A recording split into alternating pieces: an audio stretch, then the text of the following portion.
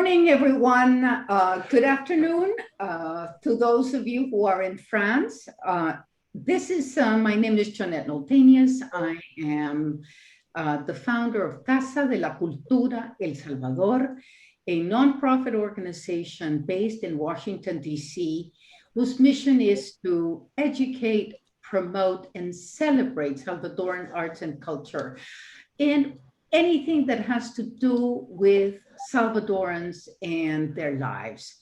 I think this morning we have the pleasure of having from Dijon, France, a friend of mine, a wonderful writer who welcomed me in Paris. The first day I arrived at her apartment, and she gave me a place to be and put me on the straight and narrow on what it was like to live in France. So I am forever thankful to you, Sylvie, for your generosity. Let me introduce Sylvie for all of you who don't know her. Her name is Sylvie Larimore de Lara. She is a native Parisian and spent her youth in Europe and Asia. She has also lived in El Salvador, Mexico, and the United States.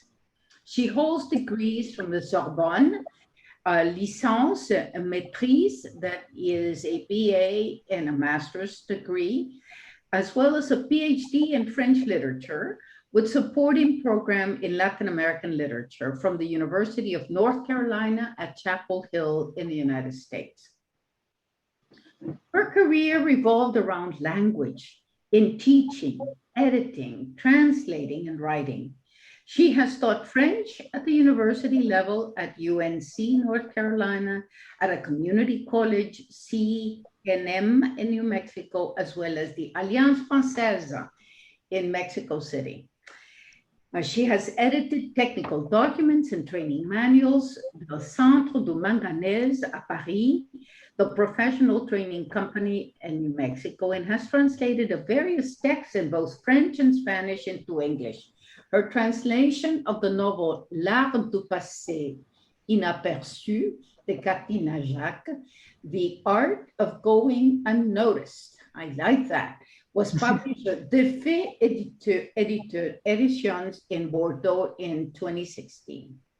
Her publications include the novel Guanacolía in 2012, as well as a critical study from the colonial situation to post-colonial condition, a reading of Marguerite Duras in 1996.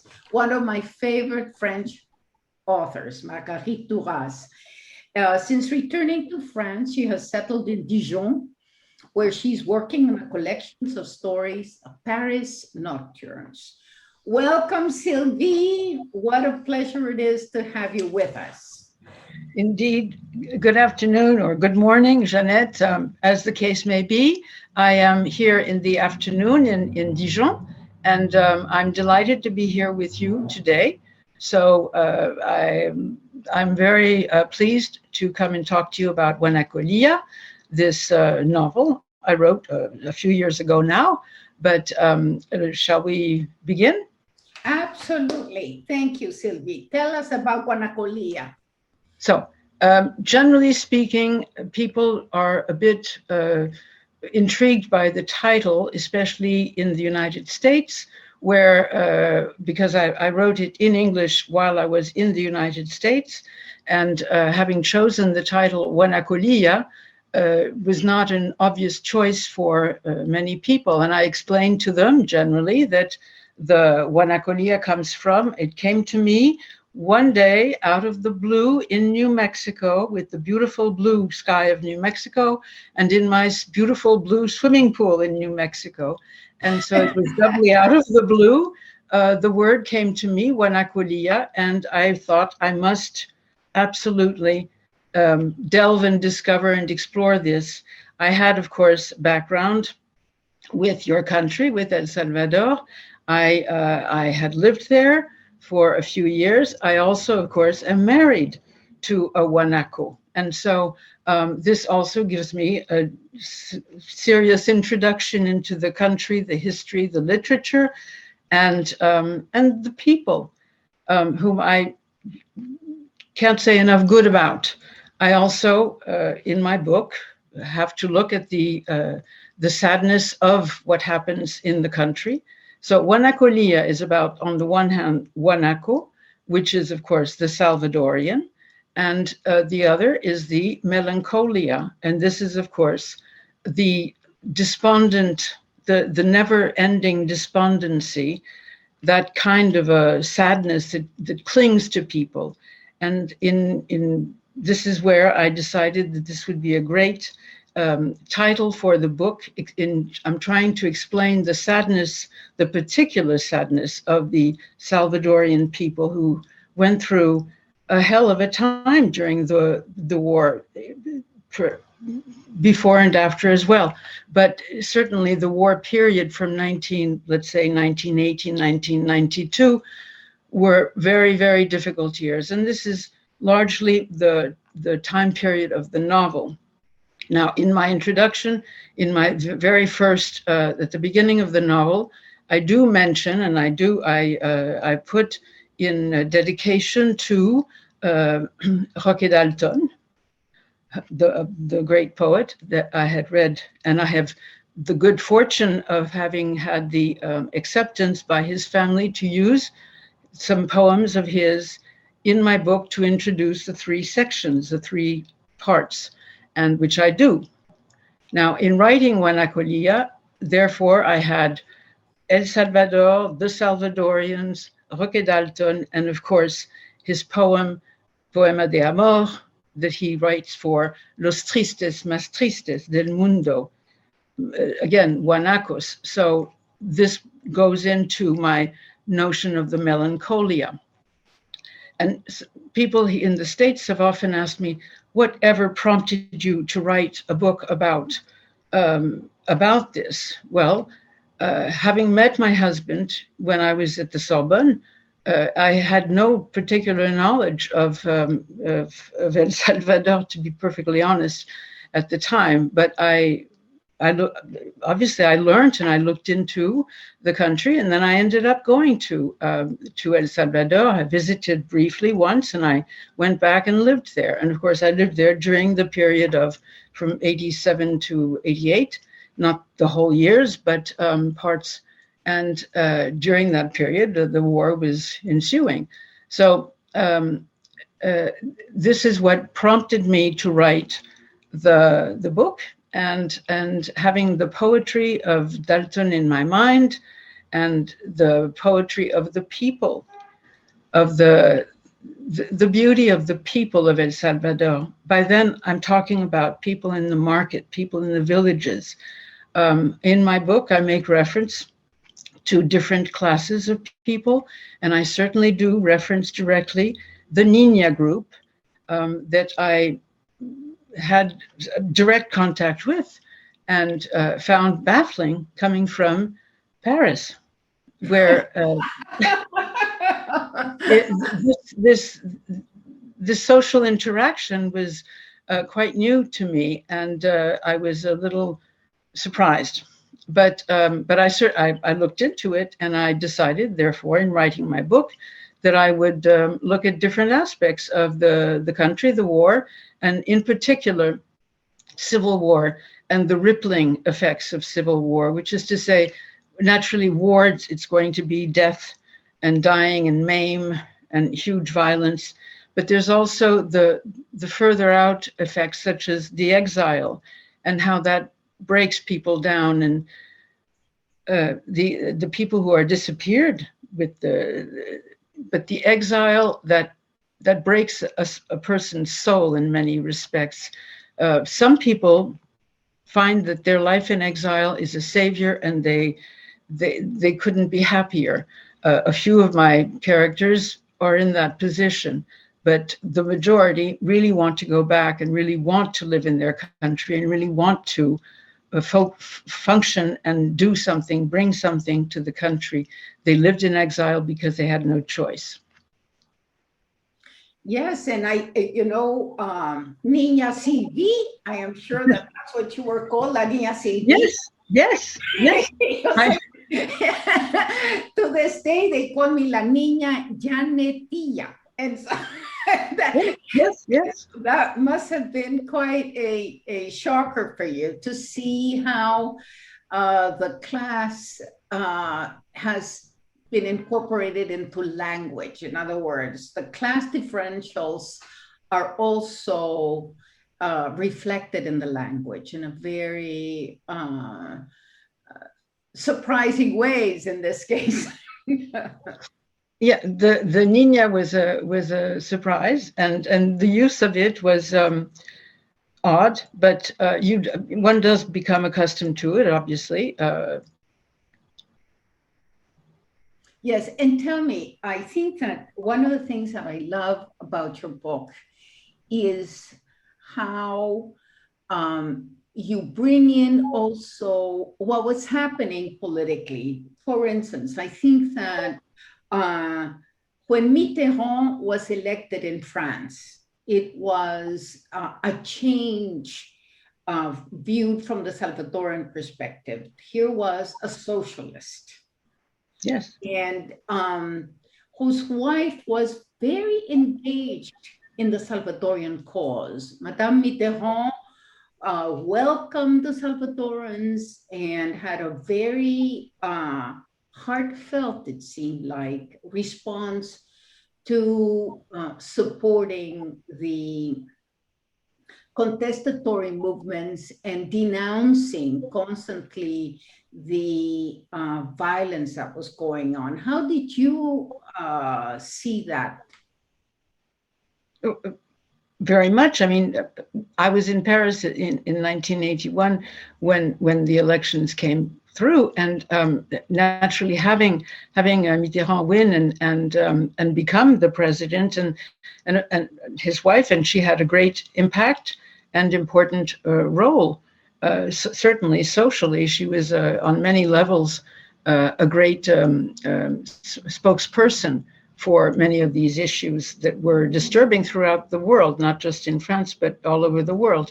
And she took up many causes, and I think was a very vocal and a vibrant presence for that. Yes, I mean, I think also what I experienced going to France was the number of Salvadorans who were there. There was the poet Roberto Armijo, married to Ana Maria Echeverria, that was also very involved in the news area. There were people who were definitely studying, and architects like Victor Eguizabal. There were people who were established. And I think that it's interesting in your novel to see, as you say, those who accepted being in France and becoming French in many ways, saying, I'm going to live here. And those who were always longing to go back. You know, this longing was a very, the melancholy of the exile, indeed. Yeah, well, naturally, some people do. I mean, some of the people from Salvador who lived in Paris at the time did not consider themselves exile, and certainly did not function as such. They were living in France out of their choice. They probably could have gone elsewhere, and they left their country for their own reasons, and certainly it was not the most pleasant time to be in El Salvador during the war. So many people were leaving for that, but they were not necessarily engaged as some other people with the Frente and with the Bloque. That we had people like that also in Paris. Some lived there for a while, and others were basically coming through. But they certainly were in Paris, and these people had not chosen exile at all. And so as soon as they could return, I think they were very, very happy to do so. And I've got characters in my book, most of them, in fact, are simply dying to go back and live in their country, which most people can well understand. Yes, indeed. And I think that one of the mechanisms that you use to tell the story in some ways is this relationship between the cultural attaché, the French cultural attaché that goes down to Havana. Tell us about that character.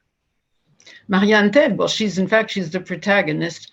Marianne Ted, she's French, and she was a cultural attaché. She ends up, therefore, she's sent to Latin America, and she holds several different posts.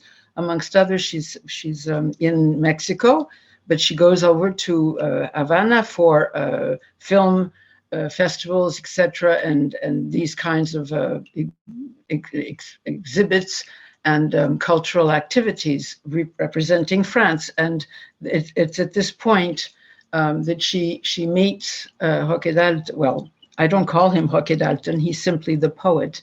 And I don't name him. I don't feel the need to. I think it's quite clear throughout the book that he's the one in question. So she meets him, and there's a love story. And of course, he's busy with his life because he happens to be a very busy character. And as you all know, he travels and he writes, and so he comes and goes, and he comes through Mexico, and they meet and they spend some time together, and then he disappears, and then he comes back, and this goes on for a while until the last time when there's the complete disappearance. He does not return. He never gets back in touch. And this is after the 10th of May, when he was 75, when he was killed.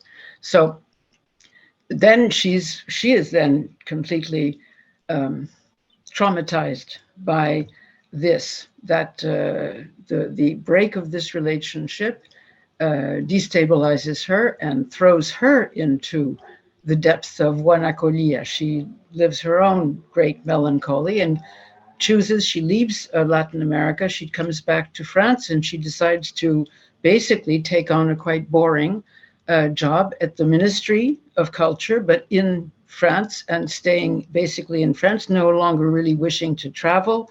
And she lives the life of a recluse.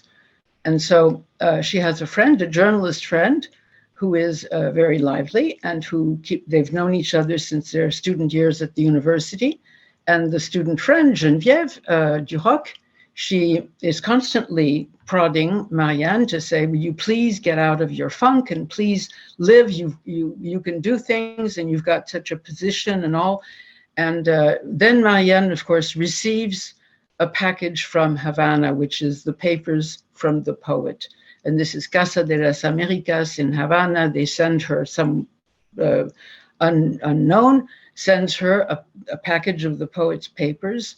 And so Marianne Tel, this restarts her on track with him, and it contains papers of his further writings about the situation in El Salvador. So there, it's a kind of her friend Geneviève tells her, you must do something with these writings. You did not receive them to stick them in a drawer. So consequently, she pushes her to publish them and go through them, etc. And this begins Marianne Tel on her trail of research and looking for help from different Salvadorians in Paris. And therefore, she meets different Salvadorians in Paris, amongst others, Marisol, who is a dear, Nina Marisol. And Nina Marisol, who changes thoroughly during the novel. She comes in as La Niña Marisol, and she ends up being a very active in the bloque and in the exile community before finally getting back to El Salvador, where she is very involved in the new post-peace accord process.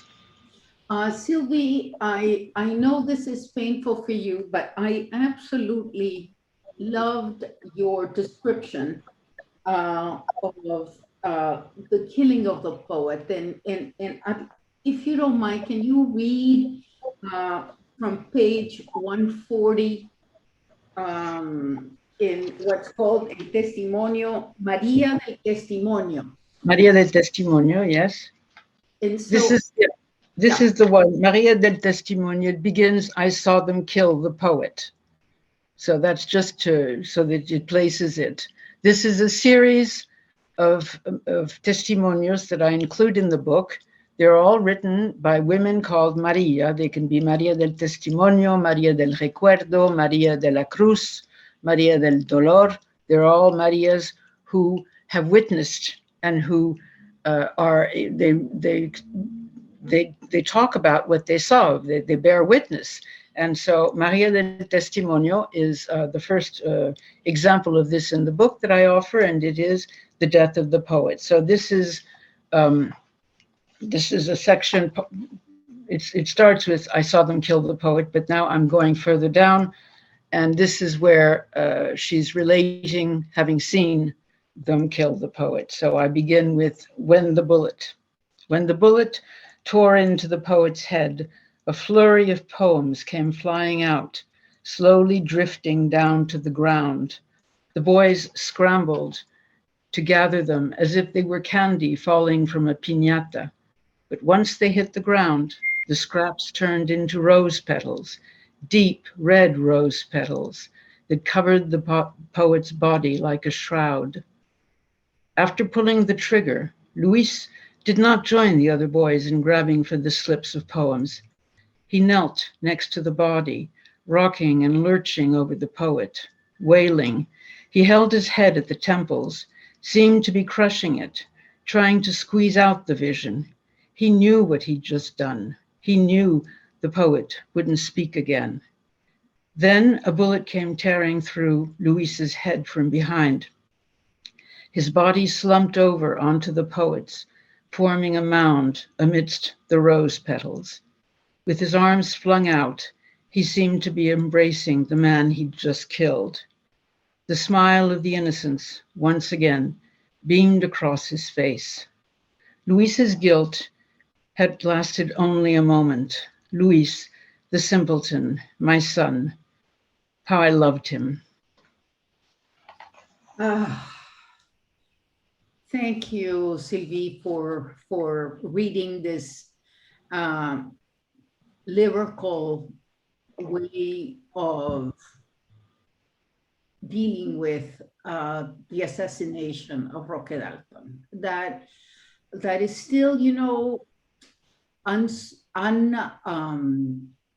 nobody has ever been taken to court for it. People know who killed him and so on. And it's really, in many ways, is killing the reflective, killing the poet of all, killing the seer in some ways. And so the way you present it is absolutely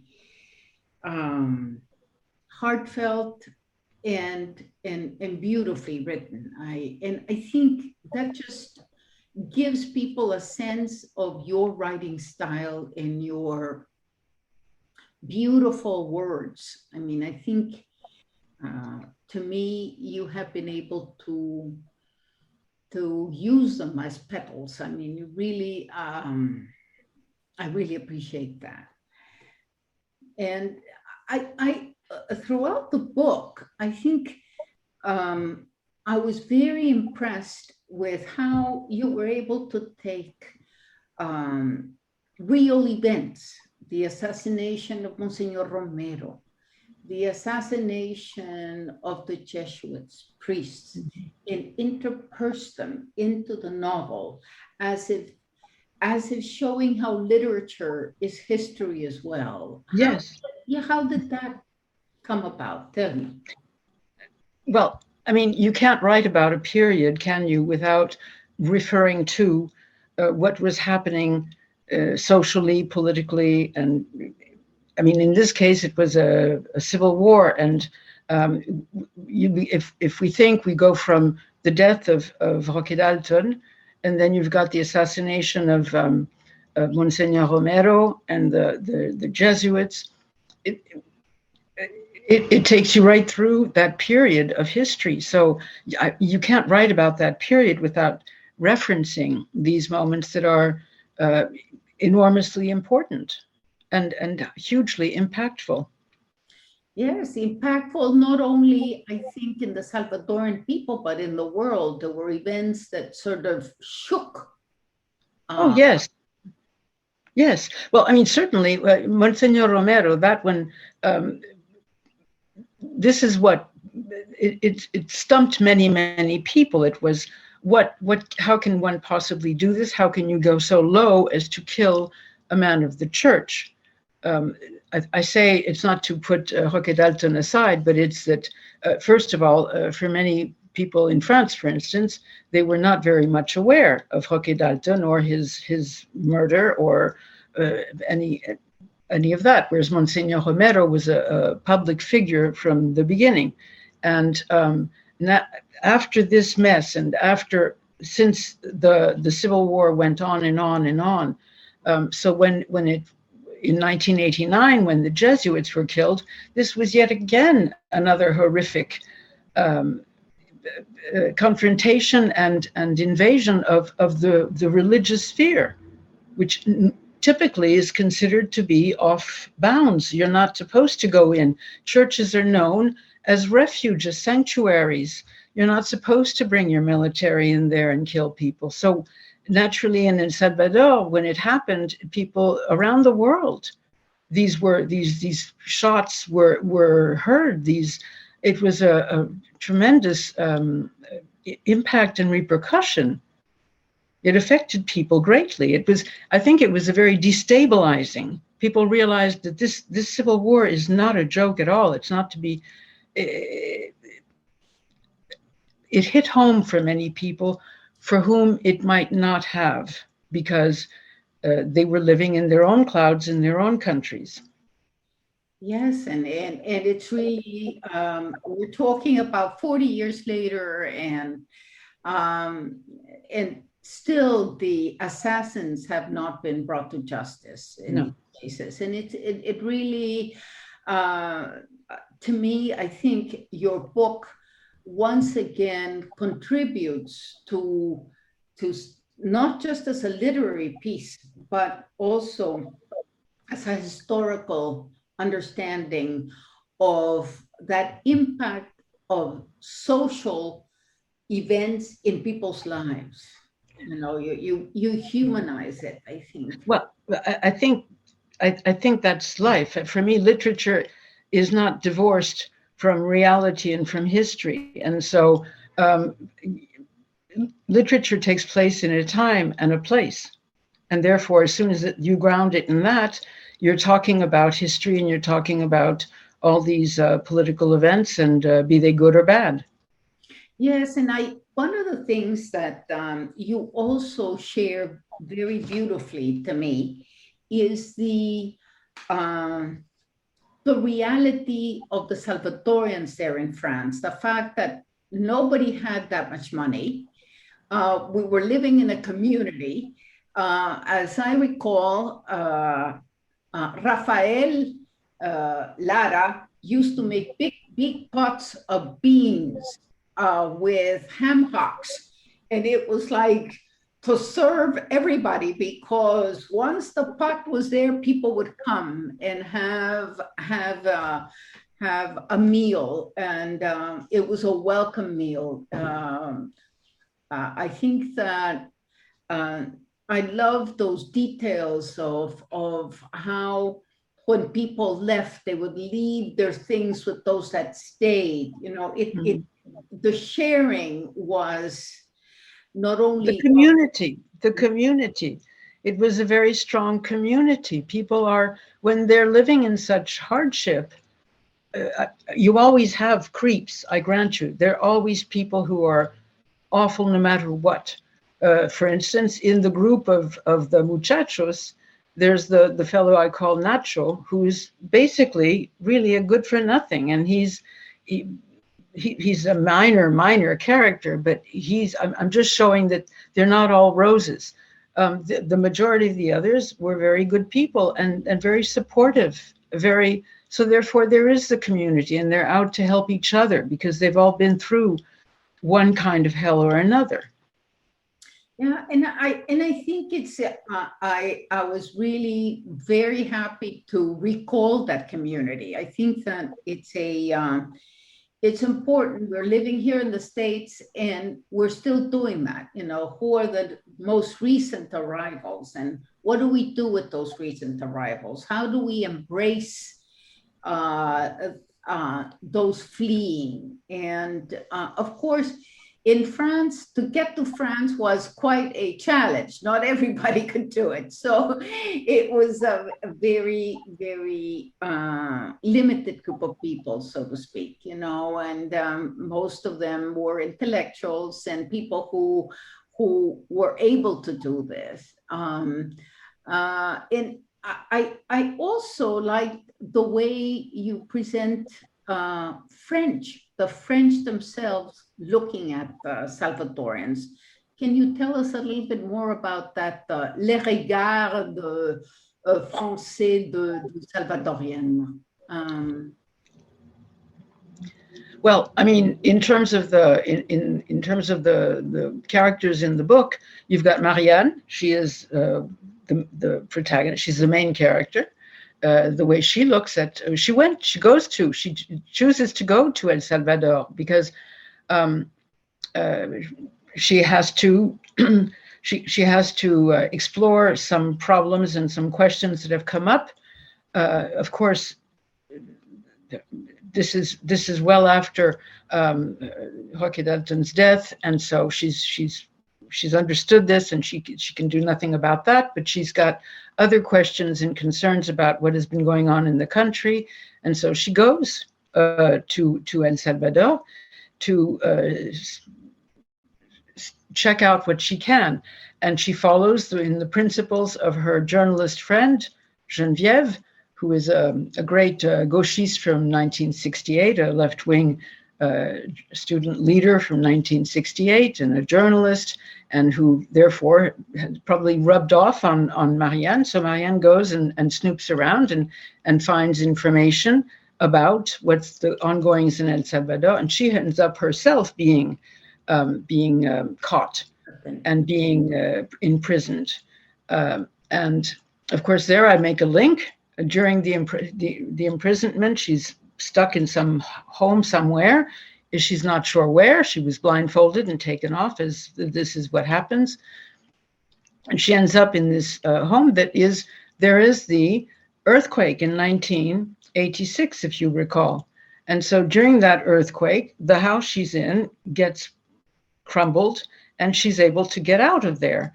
And in fact, that was also, there's a link there because for those who know the story of Roque Dalton, he also got out of an imprisonment or being held thanks to an earthquake. So there are these little links throughout that I don't make a big deal about it, but it's there, and if you know it, then you can smile through it. Other than Marianne and Geneviève, who also ends up going to El Salvador as bureau chief in San Salvador, she finds many information and many documents about the country and sends back information to. She looks into the death of the assassination of Monsignor Romero, and she sends back texts on that to Marianne.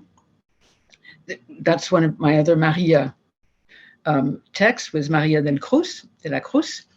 And then there's, of course, Christiane, who is an aristocrat, a French aristocrat, who, as it happens, is married to a Salvadorian man whom she met in Mexico. And he is of the wealthy class of El Salvador. And she is, of course, she's an aristocrat, so she's even more so. But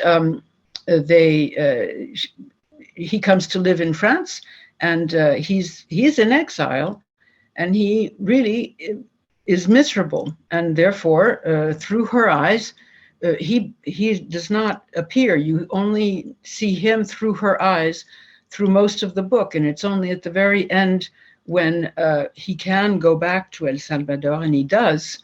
This is when suddenly we see him and we hear him. He voices It's time to go back, and I can't live in this living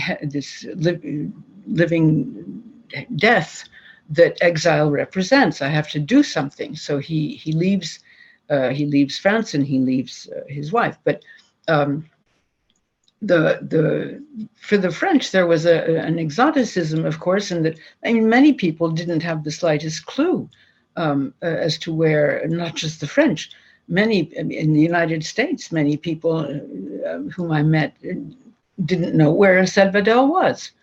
So it's not, and this is even more recent. This is, I'm talking about over the last few years. I've only been back now for a year. So I spent 30 years in the United States, and during that period, I met many people who were hard put to place El Salvador on a map. So it was these atrocities that would come up, would put it back on the map, which is not a great way to publicize a country, but it's the truth. It was a question of, where is this place? We just heard another mess happening there.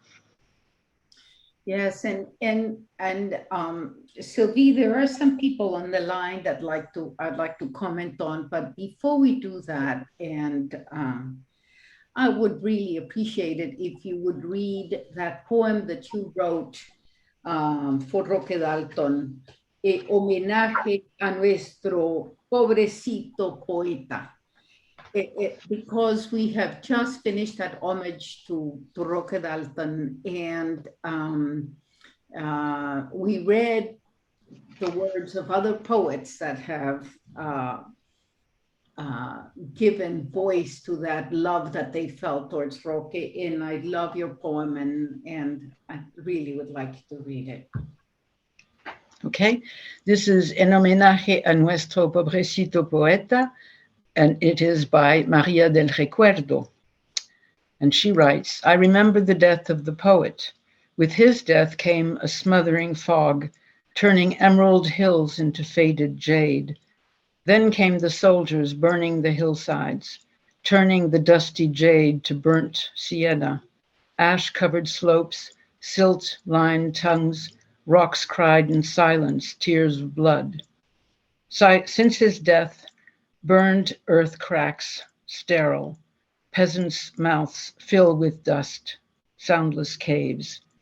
With his death came the crack of guns, waves of gunshots crashed on the beaches, clouds of gunshots rained on the hills. Since his death, deafening fear rumbles, our hearts cringe, our minds gasp, while our gaze lies listless on the rocks as they cry their tears of blood. Ooh. Oh my goodness. Oh my goodness. I think. Well, Puerta del Diablo, other horrible things that are, I mean, that depiction for me from the Puerta del Diablo, I mention it also in the book. It's a frightening image, and having all these bodies strewn around, Yes. Which, I mean, it's something that I didn't see them, thankfully, but I read about it in the papers when I was there, when they would constantly reference the fact that children would go to school and step over a corpse, and this was life during the war. Yes, you could not be shocked by it. I mean, this is the main problem: is violence occurs in any country. You lose the ability to be shocked. I think this is one of the more horrendous parts. Yes, but you know, it's interesting. Maybe because I lived through the war myself, and the images are still there. This week there were some B-52 bombers that were flying over Washington, D.C. It was at 9 o'clock in the morning on Friday.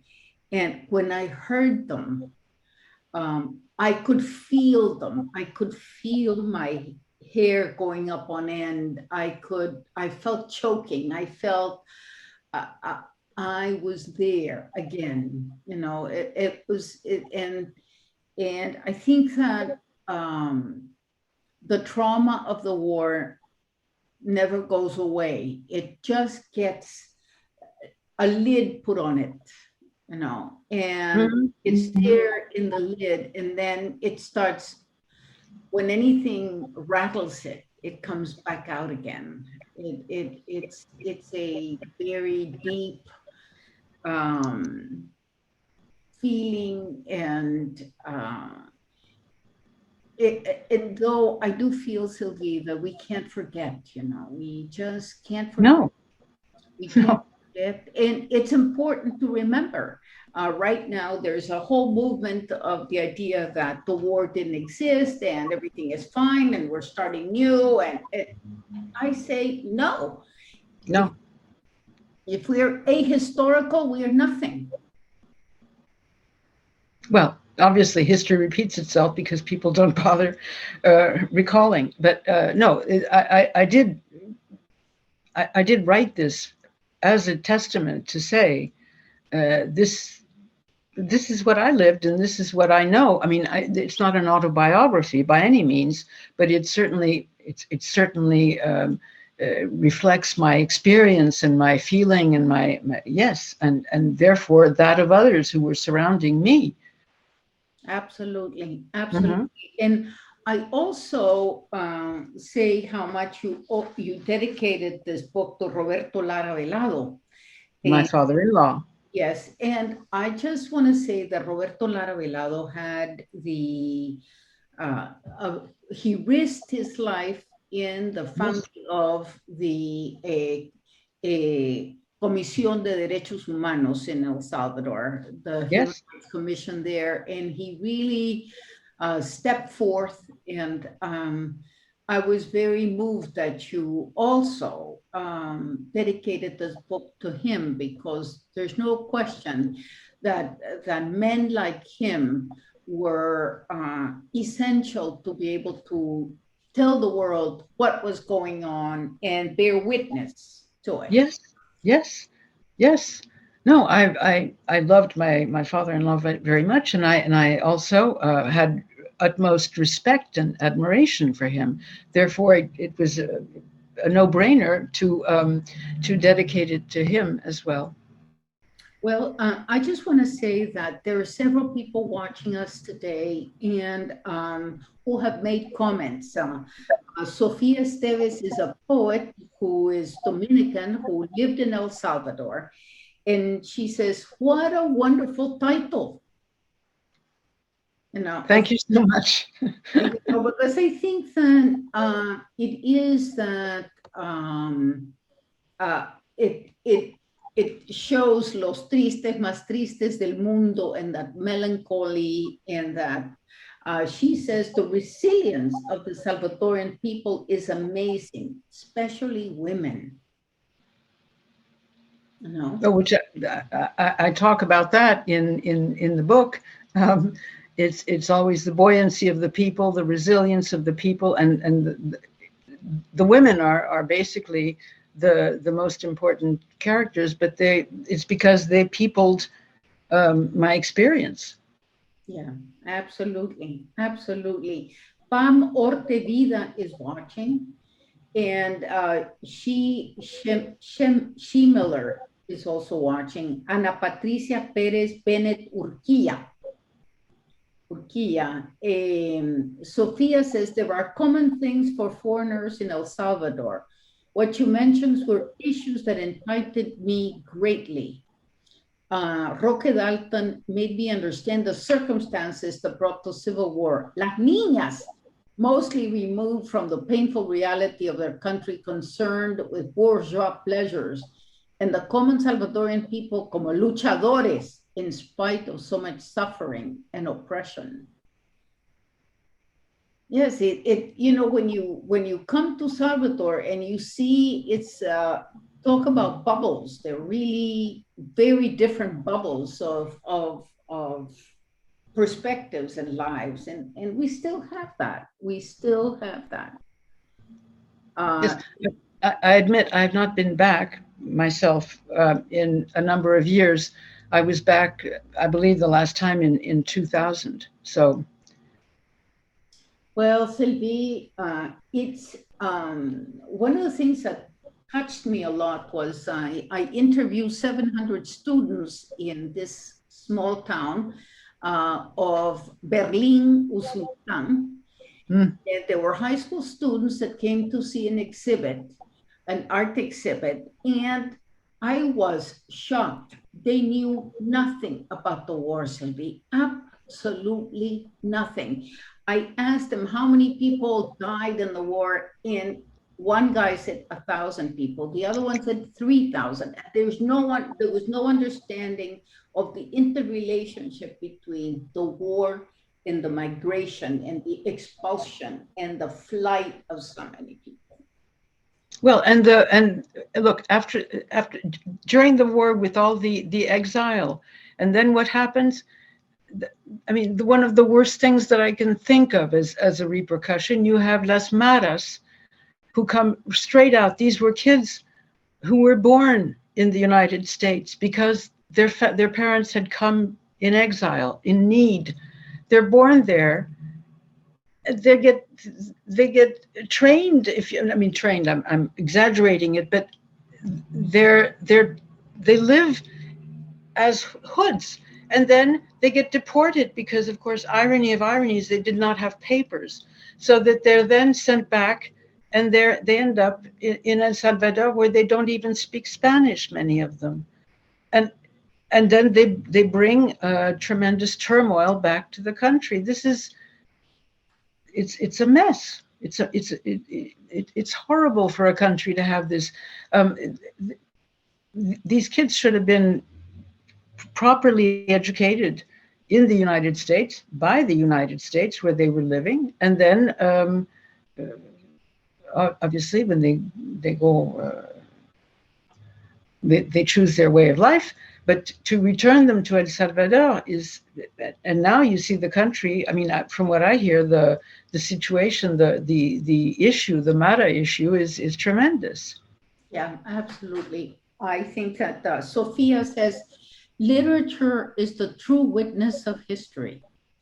Thank you for your work. So, Thank you for your comment but I really do agree. I think I studied literature. Most of my studies were literature and French and Italian and Latin American. And so I've really been, I've been well fed by literature, but people would sometimes tell me, "Well, you're in an ivory tower. You're in the make believe here," and I never saw it that way. I felt that I had a terrific grounding of history by reading literature. But you read, you have all the stories of the wars and all the stories of the conquests and the defeats, and literature is an ongoing. It's a Now there's the camera. You can just take your camera through, but certainly written literature for centuries, that was the way to narrate. It's the testimonio. It's witnessing. Yes, indeed. Franklin Arevalo is watching, and Sophia says, "Such a Catholic country, killing priests and nuns and the upper classes unmoved, because they were the voice of the oppressed." I think, this is very much still in Salvador, the litmus test of whether you're a member of your thinking is from the right or from the left is, what did you think of Monsignor Romero?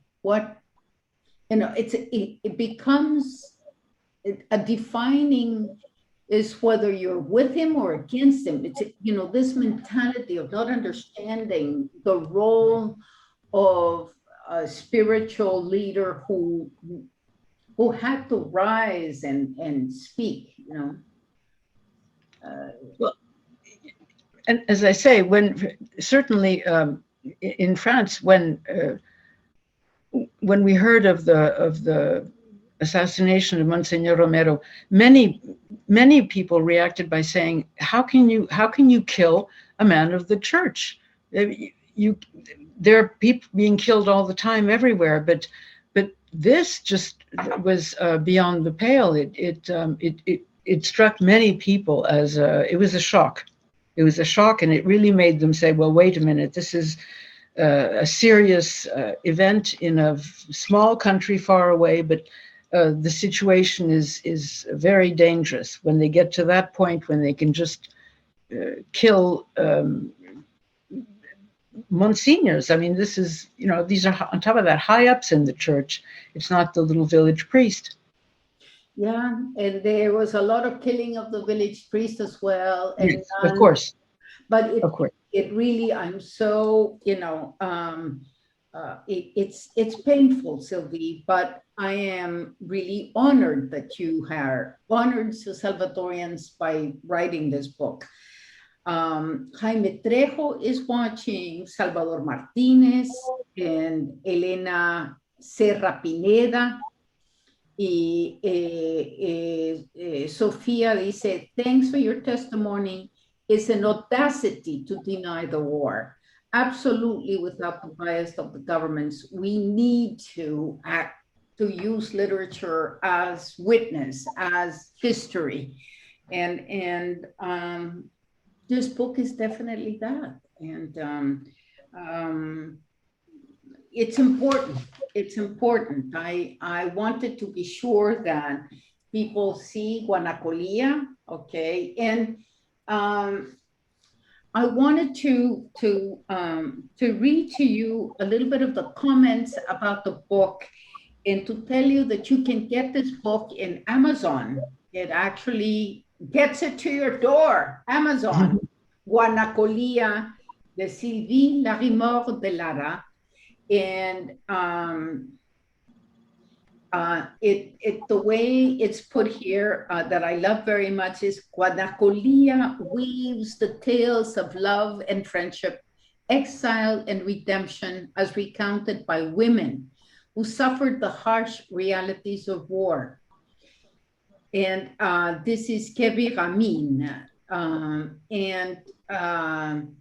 Dosichi Aspadou says, set in Paris and in El Salvador, Guanacolía is a bittersweet story of powerful women who survived the violence of war.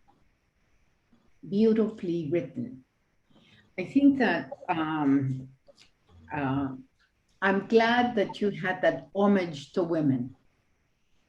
Well, of course, again, we're back to the experience point, and certainly when I was in El Salvador, the women were the ones who touched me the most, and who I realized they were the strongest, the strongest people, and so therefore the people in my book as well. You might also want to mention my website, where there is further information. So, expanding on the book, on the past, I've got some readings in there. There's an interview. It's a website. It's sylvielarimoredelara.com. Very good, because I think that it's important for people to, just like in history, we read something and then we go back and try to digest it ourselves and deeper, because roots are there. It's whether we want to see them, Yes. And of course, there's a comment section on the website. So if people are interested, there's they can always leave a comment or a question. Thank you, Sylvie.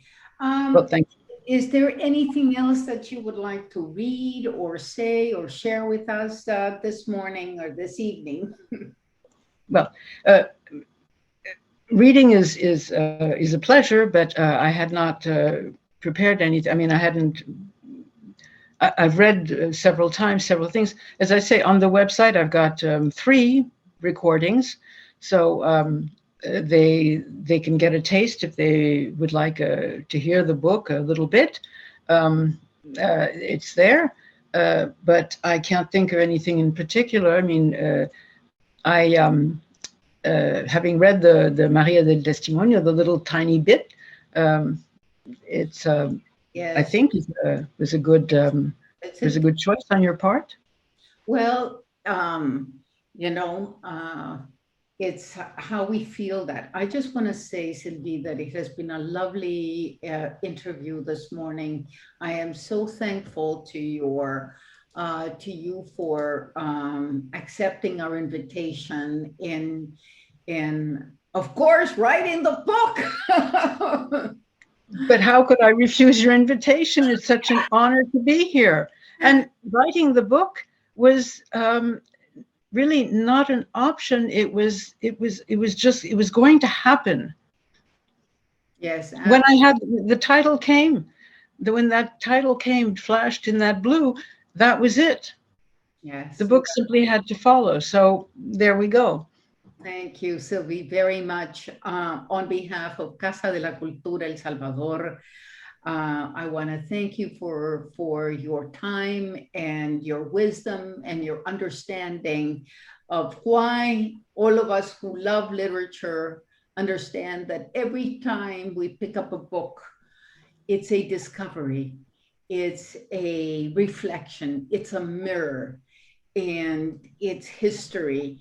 It's not a Polaroid picture.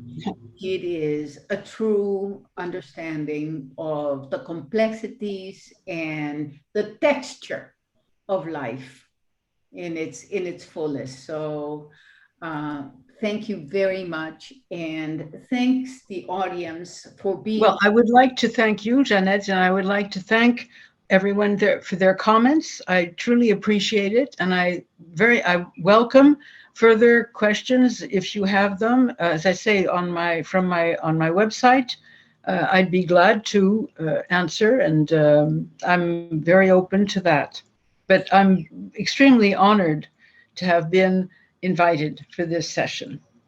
Well, thank you, Sylvie, and we look forward to reading your short stories coming up. That would be a lot of fun, and now that you're living back in France, it's going to have a saveur autochtone du Dijon.